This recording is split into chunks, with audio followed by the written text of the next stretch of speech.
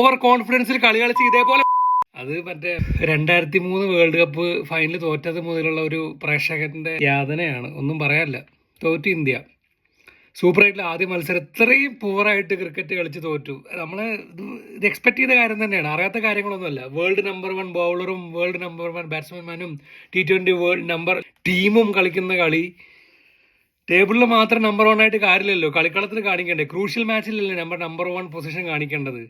Pressure മാച്ചസിൽ bowling okay fine, പക്ഷെ ബാറ്റിങ്ങിൽ തുടർ തോൽവി. ഒരു മാച്ച് പോലും കൺസിസ്റ്റന്റ് ആയിട്ട് ഒരു ബാറ്റ്സ്മാൻ പോലും കളിച്ചിട്ടില്ല. 76 റണ്ണിന് തോൽവി എന്നൊക്കെ പറയുമ്പോൾ പൊരുതി തോക്ക്. ഇത് എനിക്കറിയില്ല ഇങ്ങനത്തെ ലാംഗ്വേജ് ഒക്കെ യൂസ് ചെയ്യാൻ പറ്റുമെന്ന് പോലും എനിക്കറിയില്ല. അതുകൊണ്ടാണ് ഞാൻ ബീപ്പ് ചെയ്യുന്നത് കേട്ടോ. ഒന്നും തോന്നരുത്. കാരണം ഇത് എൻ്റെ ഒരു വിഷമം ഞാൻ പ്രകടിപ്പിക്കുന്നതാണ്. ഫസ്റ്റ് കളി ഭയങ്കര ക്രൂഷ്യലാണ്. നെറ്റ് റൺ റേറ്റ് എന്ന് പറയുന്നത് ഗ്രൂപ്പ് മത്സരം പോലെ തന്നെ അത്രയും ഇമ്പോർട്ടന്റ് ആണ് ഇവിടെയും. ഫസ്റ്റ് കളിയിൽ 76 റണ്ണിന് തോൽവി എന്ന് പറയുന്നത് ഭയങ്കര വലിയ ഇമ്പാക്റ്റ് ആണ് ഉണ്ടാക്കാൻ പോകുന്നത്. വെസ്റ്റ് ഇൻഡീസും സൗത്ത് ആഫ്രിക്കയും അല്ലെങ്കിൽ ഈവൻ സിംബാബ്വെക്ക് പോലും 2 മാച്ച് വീതം ജയിക്കുകയാണെങ്കിൽ എനിക്കറിയില്ല ഇതിന്റെ കാൽക്കുലേഷൻ എന്താണെന്ന്. പക്ഷെ ഞാൻ ഇമോഷണലി സംസാരിക്കുകയായിരിക്കും ഒരു പക്ഷേ. എനിക്ക് കൺട്രോൾ ചെയ്യാൻ പറ്റാത്തൊരു ഇമോഷനാണ്. So sad. ഭയങ്കര വിഷമമുണ്ട്. കളി കണ്ട് എൻജോയ് ചെയ്യുന്ന അവരൊക്കെ വിചാരിച്ചിരിക്കുന്നത്. We are also investing right. First of all our time, നമ്മുടെ സമയം ഇൻവെസ്റ്റ് ചെയ്തിട്ട്, നമ്മുടെ മണി ഇൻവെസ്റ്റ് ചെയ്തിട്ട്.